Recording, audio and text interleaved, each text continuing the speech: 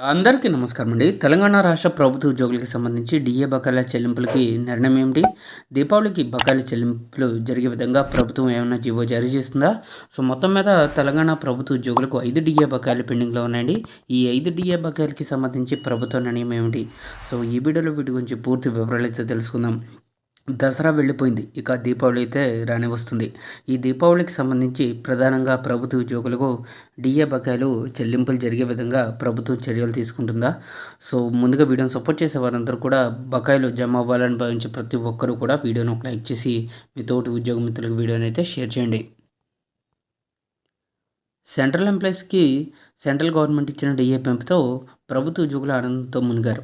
So, అనంతరం దేశంలో దాదాపు 10 రాష్ట్రాలు డిఏని ప్రకటించడం కూడా జరిగింది. ఉత్తరప్రదేశ్, మధ్యప్రదేశ్, బీహార్, రాజస్థాన్, ఛత్తీస్‌గఢ్, ఉత్తరాఖండ్ తదితర రాష్ట్రాలు కూడా తమ ఉద్యోగులకు డిఏని పెంచాయి. కానీ ఏపీతో పాటుగా తెలంగాణ డిఏ పెంపుపై అసలు దృష్టి అయితే సారించలేదు. తెలంగాణ ప్రభుత్వం మాత్రం అదొకటే ఉందనే విషయాన్ని కూడా మర్చిపోయినట్లు అనిపిస్తుంది.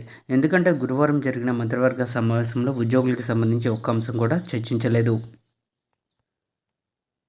తెలంగాణ మంత్రివర్గ సమావేశంలో కొన్ని కీలక నిర్ణయాలు తీసుకున్నారు. ఈ సమావేశంలో ప్రభుత్వ ఉద్యోగులకు సంబంధించి చర్చ ఉంటుందని భావించారు. ఏడాదికి 2 సార్లు డిఏ పెంచాల్సి ఉండగా వాటిపై ప్రభుత్వం దృష్టి అయితే సారించలేదు. ఇప్పటికే తెలంగాణ ప్రభుత్వం ఉద్యోగులకు దేశంలోనే అత్యధికంగా 5 డిఏలు ఇవ్వాల్సింది. ఇక తాజాగా జూలై నెల కలిపితే మొత్తం 6 డిఏలు ఉద్యోగులకు ప్రకటించాలి.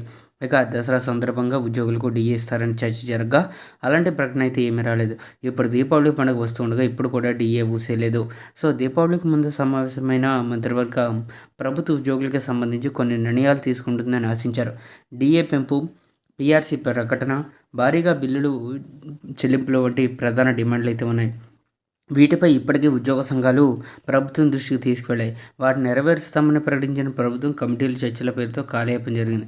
గతంలో ఒక డిఏ మాత్రమే ప్రకటించగా ఇప్పటి వరకు 5 డిఏలు పేరుకుపోయాయి.